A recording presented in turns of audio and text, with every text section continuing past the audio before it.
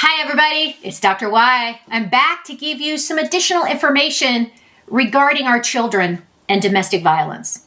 So as you know, October is Domestic Violence Awareness Month, and I can't think of a more important topic to talk about in October. So what I'd like to do is address as a parent or maybe a grandparent, aunt, uncle, caregiver of children, what do we say to children who've been involved in a domestically violent situation?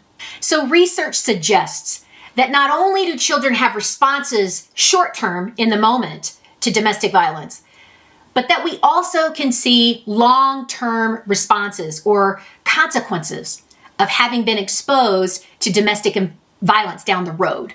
So this is what I kind of want to talk about today, along with what are some of the things that you can say to children to help them heal. So kids who do not receive any kind of therapeutic intervention are at a way higher risk of experiencing a long list of symptoms. Let me rattle those off to you real quick. Did you know depression and anxiety, substance abuse problems down the road, self-destructive or suicidal behaviors, impulsive acts, and these are like risky acts, like sex acts or unintended pregnancies, chronic health problems, low self-esteem, zero self-worth, because many times children blame themselves for what's happening in their family. And they also feel guilty about their inability to fix it. Even though as adults we know that it's not their fault and we know that they can't fix it, that's something I have to do as an adult, they still take that on as children.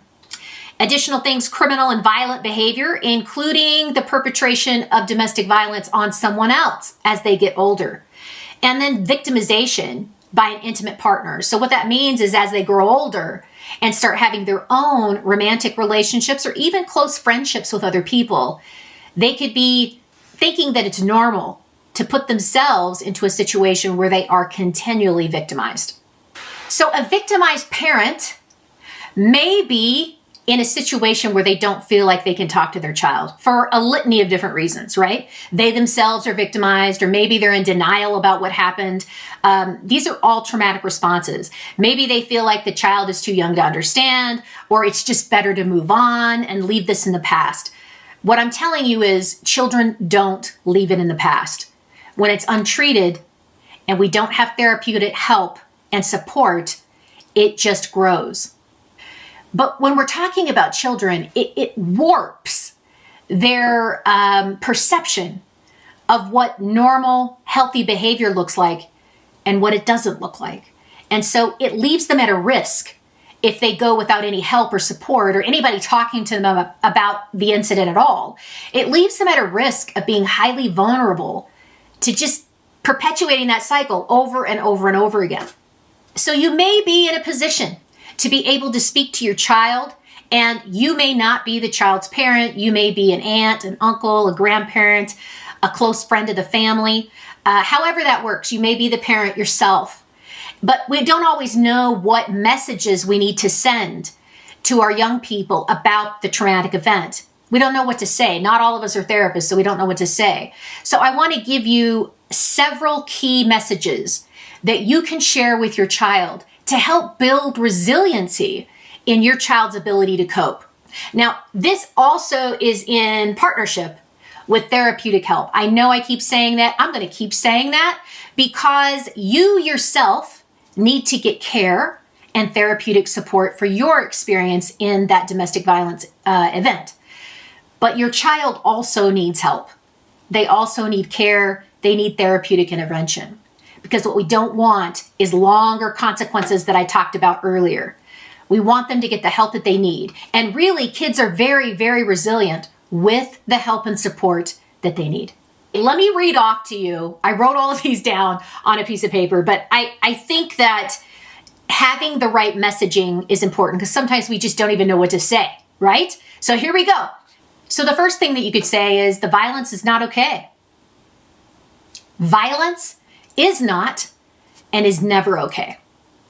To me, that's the key message, right? We do not want them thinking that violence in any way, shape, or form is normal. It's not. And we don't want them thinking that it's healthy. It's not. Number two, big key message. It's not your fault. It's never a child's fault. in a domestic violence situation. Number 3, I will listen to you. Now this means active listening. Just listen. Believe what they say, validate what they say, meaning, thank you so much for telling me. I didn't know that. I appreciate knowing that now. These are things that you can say to validate what your child's experience has been. Even if that experience sounds completely different than what your experience was, it doesn't matter. That is their experience, and that is what is going to shape their future down the road. So as a parent, as a loved one, a guardian, whomever, the message really needs to be, I will listen to you. We don't want them feeling isolated. We don't want them feeling lonely. We don't want them going off and engaging in other activities that aren't healthy for them. You want them to talk to you. The next one is you can tell me how you feel. It's important. That is a dual message. You can tell me how you feel, meaning I'm going to listen and I'm not going to judge. And by the way, you're not going to get in trouble. And it's important for you to be able to talk to somebody. So go ahead. Here's another one. I'm sorry you had to see or hear that. Go ahead. Just from the beginning, apologize that they had to be a part of that experience. You don't have to go into great detail. You don't have to rehash the whole thing with them. Just tell them you're sorry that they had to go into that space and they had to be a part of it. What we want to model here is empathy. We want them to know that it wasn't their fault, and that's a good way to do it. Here's another one. You do not deserve to have this in your family. Remember what I said about children take it upon themselves and they think it's their fault? Look, children do not deserve to be in families that are violent, period. And it's important that we tell them that. This is another one, and it kind of connects back to children feel like if I just behave better, if I do what I'm told, if I stay out of the way, if I intervene, I can fix the situation.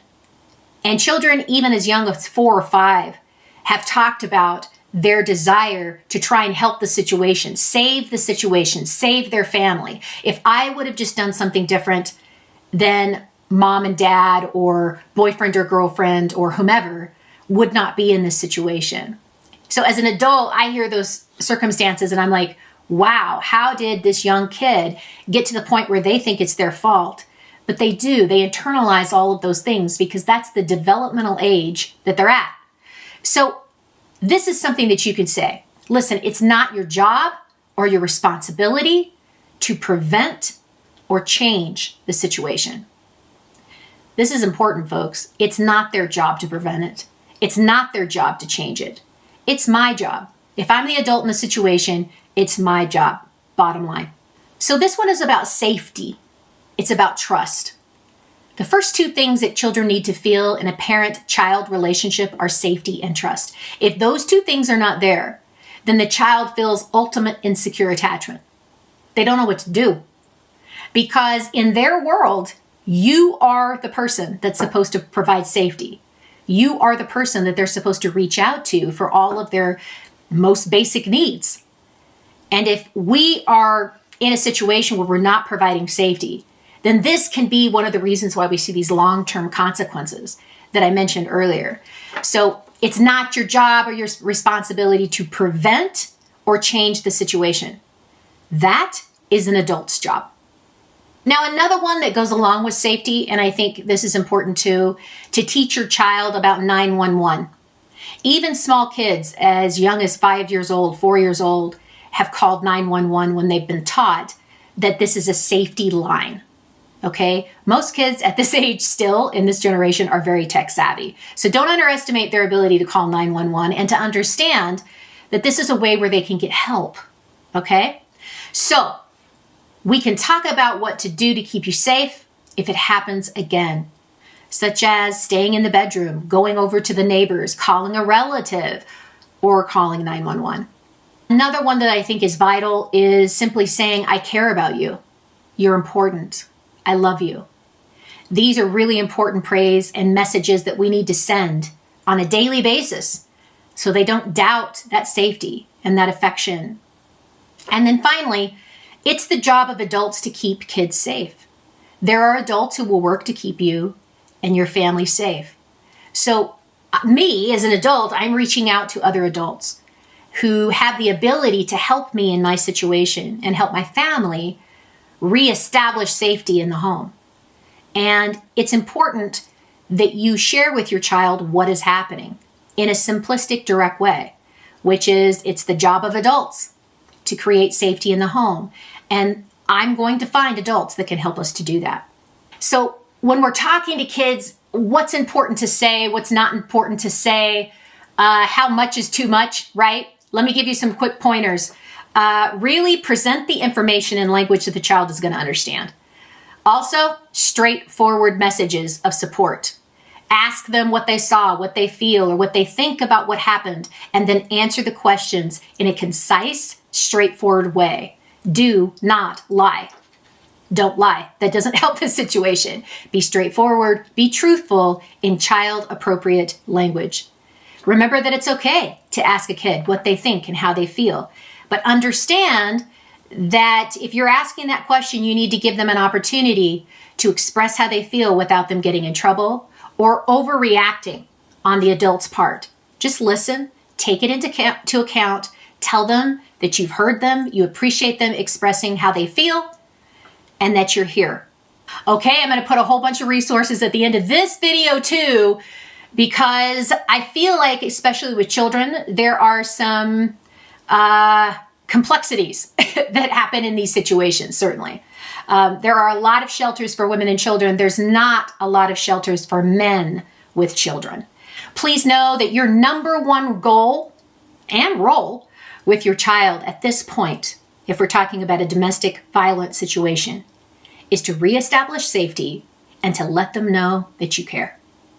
That's it. Safety, that you care. Those two things. Those two things combined with the help of professionals and experts that work in this field every day are going to really increase the resilience of your precious child being able to cope and grow up as a healthy adult. Thanks for watching this video. I have 2 other videos on domestic violence. One is about red flags and one is about children and the short-term consequences and things to look for. Don't forget to watch those 2. It's kind of a 3-part series in the month of October. And know how much I appreciate you watching this channel. Thanks so much. If you got any questions or comments, put them down below. I'm always checking that box.